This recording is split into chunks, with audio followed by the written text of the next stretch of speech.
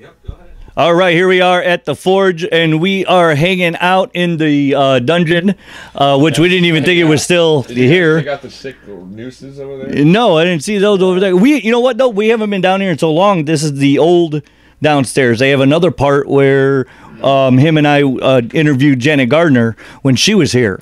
So it's like when they brought us down here, we were like, well, we ain't been down here in a while. This is kind of wild. But we're hanging out with Joyous Wolf right now. And so tell us, well, go ahead. We'll pass the mic around and introduce you guys before we get started. Cool. I'm Blake. I play guitar. I'm Robert. I play drums. I'm Nick. I sing. I'm Greg, and I play bass. And where are you guys from originally? Well, he's from Michigan. Yeah, okay. But I've lived in Orange County with these guys for about the past 10 or so years. Okay. We're at Michigan. Kalamazoo. Oh, okay. Yeah. All right.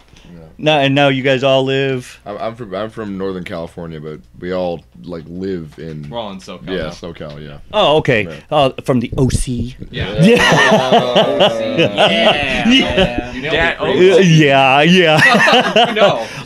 I have a friend that they had their cable go out, and when I went to visit, I had to watch the show. Oh. Yeah. Which was pretty cool because Pratt was in it. Yeah. And so is the commissioner from Gotham.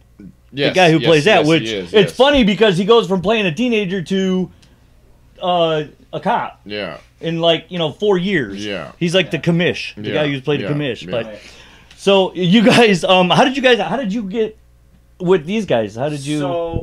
So Nick and Robert have known each other since 6th grade because they sat next to each other in school, and then Robert went to a different high school to meet Greg, and so they all kind of knew each other differently, and then Nick and I met in a guitar center about 4 or 5 years ago, just randomly out of coincidence, and we talked to each other for like 10 minutes. And I asked him if he wanted, if he needed a guitar player for his band, because I wasn't in one. And he was like, no, but I'll get your number, and if anything changes, I'll let you know. And then just 6 months later, he just hit me up and was like, hey, do you want to start a band? I was like, yeah, totally. Well, you're from Kalamazoo originally. Yeah. Did you move out there? This was I've lived in Laguna Beach since I was 12. Oh, okay. So I'm 22 now. I've been there for a while. Oh, okay. So you moved there a long time yeah. ago. Okay. Yeah. Okay, so when you found him to start the band, is this the guys you got together for it, or how did that start with you? I remember I kind of did it like the fantasy draft, you know. Oh, really? I just pretty much took pictures of everybody that I knew who played music, and I put them all in a folder, and I just kept. I'm not even joking. I still have this on my computer. And I was just the only one that I knew, the only person I knew, because the main thing was it was after this, because I didn't know what was gonna happen, and but I knew if Robert joined then, because he was the best drummer that I knew personally. Right. Okay. So I was like, if he's in the band can be good, because if your drummer's good, then the band can be good. Right. So and then I had actually never seen him play guitar before, because when we'd play jam together briefly. And he let me play lead, which is still bizarre to me to this day. Because I'm just that's probably the nicest you've ever been to me, you know. And so, I don't know. He sent me a video. He's like, "Oh, here's some of my stuff that I've been doing in my room," and then I realized I'm like, "Oh, Jesus Christ!" And I showed Robert, and Robert was like, "Oh." When I called Robert, he was like, "Do you need a bass player?" And I was like, that was "Yeah." the first thing I said. I was like, "Do you need a bass player?" And you're like, "No, I got a bass player." I'm like, "No, I have a better bass player." But we have one bass player, and then he eventually wanted to do a different thing, and then we got Greg. Yeah, you got Greg.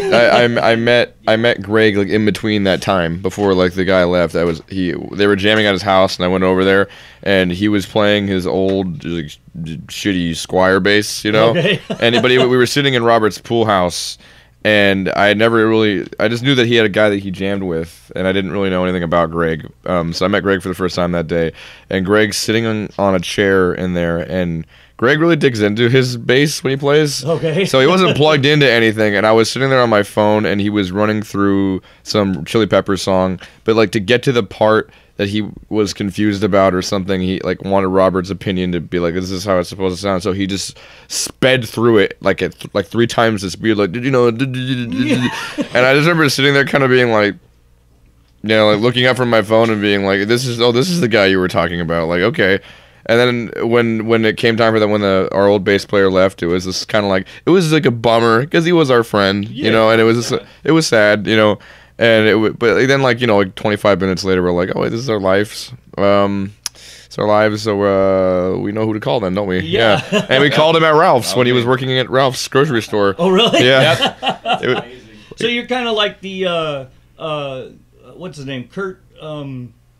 Oh shit! I can't. Cobain.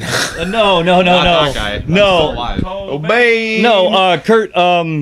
The football player that was working at a grocery store when he got called up to the St. Louis Rams and Kurt Warner. There you go. Jesus Christ, I couldn't think of his name. None of us know sports, so I couldn't think of it. We're not gonna find any help there. We were gonna figure it out before we did. Yeah, well, I had his name, but I kept wanting to say Weber for I don't know. But anyway, but yeah, so you're like the Kurt Warner. You get working at the grocery store, you get called up, and hey, we're playing bass and we're going on tour. You're it. Yeah.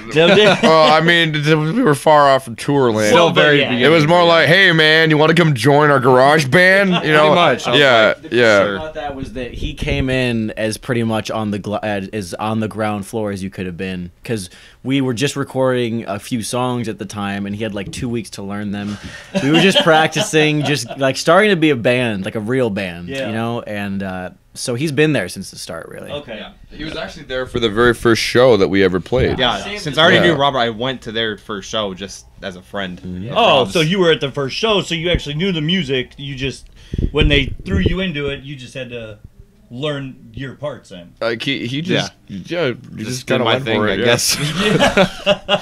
Well, I mean, when you have a musician that's been doing it their whole lives, it's it should be kind of easy for someone to pick up their instrument and learn a song. You think so, but you would be very surprised. No, I'm not. You know what? It doesn't surprise me anymore. Trust me. We really didn't become a band until he joined because at that point, that's when like suddenly we're like, okay. Like there's a level of like everyone has a level of their own discipline for what they do, and it just sort of felt correct, you know. Yeah. And suddenly we could write songs like, and we could play them that night, you know. Like it was like at a efficient. There's a lot of efficiency, you know, and it was bizarre, you know. At the time we were just like meeting up at a practice space every so often, and you know, and then came time to play his first gig and whatever, and it just worked out. And then we just kept going from there. Yeah. So how long you guys been touring now? Since late April, March. Yeah, March. Yeah. March 27th. Okay. Yeah, it was our Is this first your date. first big? This was our first big boy tour. Yeah. Okay. Yeah. Now, when you guys were up and coming, was it just mostly Southern Cal or All just, Southern California? Yeah. We had 2 small tours. We did last year we did some small shows in between festivals because we got thrown out. We did Sonic Boom in Wisconsin. We did Rock Allegiance in Camden, New Jersey. Did Loud in Life in Kentucky. We did Aftershock back in Sacramento. So we had a couple gigs in between there. Okay. But that wasn't like the same frequency. It wasn't like shows every single night like it's been on this run.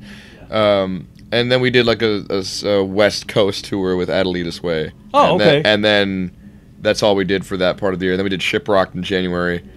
That's cool. And we got terribly sick, recovered. I heard a few people got sick. Everyone got sick. Because they failed their sanitation test at one of the food places, and so like so many people got sick. Shit. Yeah. No, because I know a lot of people down south, Southern bands that go to that every year, and they were telling me how so many people got sick there. It was the worst cruise ship I've ever had. Cruise ship fucked up. Yeah, I guess. It was pretty bad, yeah.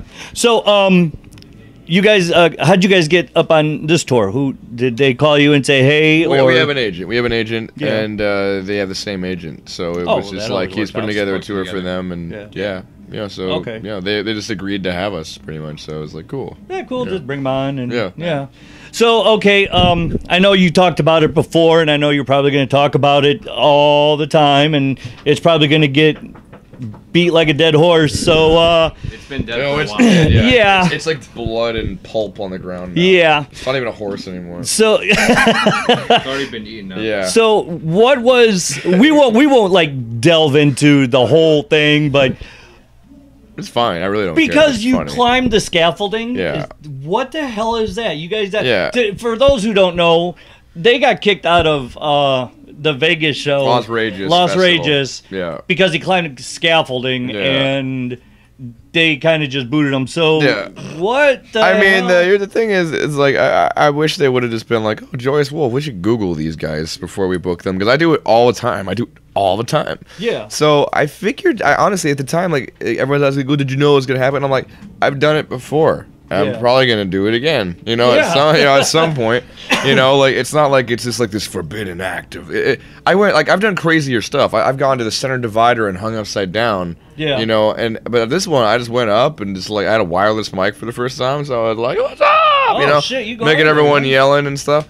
And then I realized my mic got cut off, and I was like, "Oh no!" Oh. Yeah, here comes As soon as the. I heard that the kit wasn't mic'd up and there was no front of house going, I was like, "Oh, what's gonna happen?" But you know what? The lead singer for Nine Electric does the same thing. Yeah, well, here's the thing. It's because we're a young band, and we don't have it. We're not like their star power, so they don't give a shit about us. You know. But I mean, you know, it's just, I mean, you weren't causing any harm to anybody. Exactly. Yeah. The only person that was gonna hurt Look, you. I can honestly say I understand the liability. I understand why it's bad. I get it, but at the same time, I'm like, this, you know, Fever 333. He did an entire show up there. Yeah. And no one gave a shit. And I'm like, he did the whole show up there singing up there, and I'm like. And they're getting mad at me for being up there for like maybe a minute. I went up, I went down, and they cut us and they boot us off. You know that I got escorted off the property, banned for life. No you know, shit. yeah. It was just one guy that got mad that was watching, and then the rest of the staff was like, "Oh, okay." Really funny though. It wasn't that mad. He wasn't that mad. What amplified his madness was that when he went up there to cut us off, and like we were all just sort of awkwardly standing there, the crowd didn't like that, so they started pelting him with shit. And I'm pretty sure that like that's what made it. Yeah. Like I think he was probably gonna say like get off stage, and then I think that just brought him to new heights of like I'm pissed. Like As soon as that started happening, where he started getting hit with like beer and hot dogs, we were like, all right, we're gonna leave the stage because we are not supporting this at all. Right. I mean, you don't support the after effect. You just kind of. yeah. Well, that's pretty shitty. I mean, because I've seen so many. I mean, shit. Well, then again, it's Van Halen. But I seen Sammy Hagar at the Monsters of Rock back in 88, the summer of 88, down in the Cotton Bowl, and he climbed all the way to the top of the cabinets that day, and all the way up to the scaffolding, and he's singing and going crazy. So I see it nowadays, and I'm like, yeah, they're just Having a good time. Yeah, everybody's having a good time. I'm And just trying to put on a show, and again, everyone's all like, "Oh, isn't it dangerous?" You know, and I'm like, it's the same thing. You know, I go up there, and I'm just like, okay, 1, 2, yeah, 3. It's not like I'm sprinting up there. You know, like yeah. I take it as like seriously as I can. You know, I'm not gonna like risk slipping. You know, Right. I'm just gonna go. And you watch the videos, like everyone, oh man, it's so insane, and you just see me kind of like. Yeah. You know, I'm not really doing much, you know. Right, Yeah. and you're not going to put yourself in danger No. for your band. Yeah, well, you're going to yeah. just entertain, and you don't want to get hurt because Yeah. you don't want to put the band out of work. Well, yeah, you know, like I mean, it's. I think there's a level of trust. I mean, I think I've done it a couple times now, and I think they're like, he probably won't fall, you know. Probably. Fall will kill you though. Yeah. Will end your life. Yeah. If you're not dead. I'm gonna see if I do fall, I'm just gonna angle my neck so I get taken out right away, or else And then it's just done. Yeah. Yeah. So Yeah. you know, I mean, Cannot save you. yeah. So, okay, after this tour, what are you guys doing? We're gonna go right after this. We're gonna go right into the studio. Okay. And we're gonna put something out in the fall. That's the plan. Oh, you're going to put something on the fall right away? Yeah. Okay, do you already have music recorded No, or we're just gonna go. on We're paper? gonna literally gonna get like a week and just spank it. And just Yeah. get it done, and that's it, huh? Yeah, like a week, maybe 2, and Really? just do it. Yeah, just do it exactly. Like Slap it out. Deadpool, right? We're gonna go in and mic that up and just do it like that. And spank it. Yeah, exactly. There you go. Spank the shit out of it. That sounds good. And then what? Next year, you guys gonna take? Just wait till next year. I think a full record next year, and then Okay. a little bit of something's coming. I can't tell you what exactly it is, but it will be something. Something's coming. Something's coming. Something will be out this year. Yeah. Okay. So yes. You're gonna announce it, and As soon as I know, I will tell you. Well, you know what? I'll call you at 3 in the morning. Go ahead. Go ahead. Trust. We have a listener base in Australia.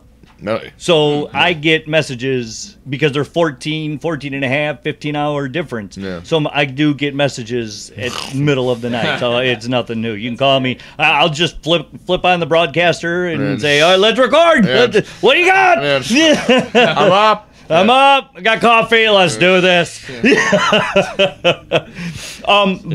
I let you guys go and you guys get back upstairs and enjoy the rest of the show, I wanted to let you know. I know you guys probably have, your agent that books everything for you, but we have an app called Asgard Connect, and what it does, it connects you with lodging, people that'll put you up in their houses for free.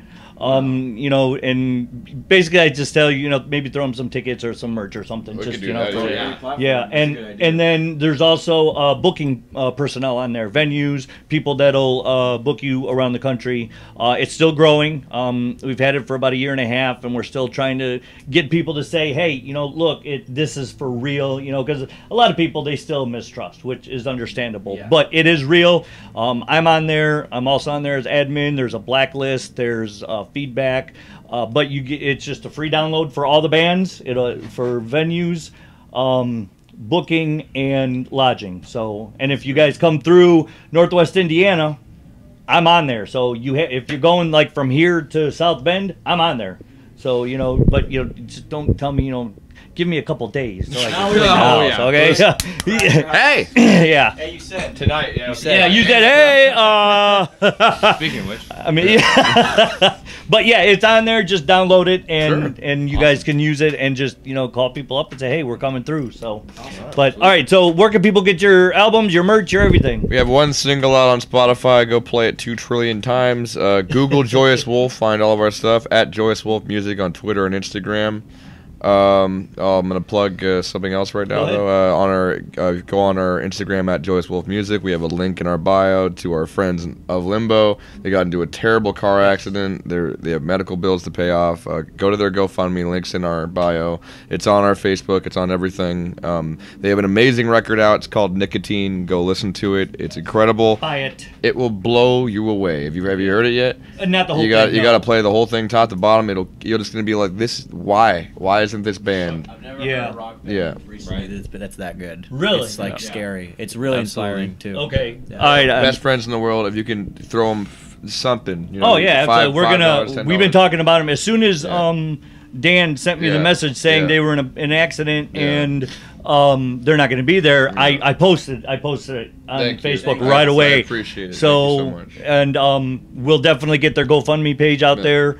I'll even see if I can get my media coordinator to see if maybe we can post it on our website. I don't know. That would be really cool. I don't know if we can. I don't know how that works because whatever you guys can do. Yeah. And anyone watching this, it'll be up there. I'm leaving it up there indefinitely, pretty much. So because the medical bills are forever. Yeah, it's a crazy. It's really unfortunate, and I think they're actually past the 10,000 mark now. Are they? So that's 1/10 of the way there, man. Good. So I feel pretty good about that. Yeah, I did. Yeah. They did message me. Yeah. After I posted, hey, they were in a bad, accident. Yeah. They said we're down, but we're not out. And I said, hey, y'all just get better. We'll see you down the road. They will be back. We will see to it personally that they get back out. They're gonna be back stronger because I can't imagine how pissed off they are from missing out. Shit. Mm-hmm. Yeah, I don't even want to know the details of the accident because I heard it was bad. I just want them to get better. They will be. They're gonna make a full recovery. So, you guys just get back out there, and we're pulling for you, and I will help share your GoFundMe and everything else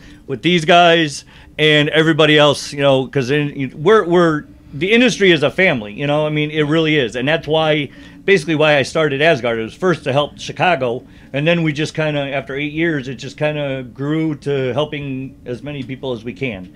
So that's what he does with his, photographs. He takes the photos, he posts them, he shares them. We share your music, your videos, because we also have a video channel. So if you have any videos you want to send me, we'll put that on our video channel. Thank you.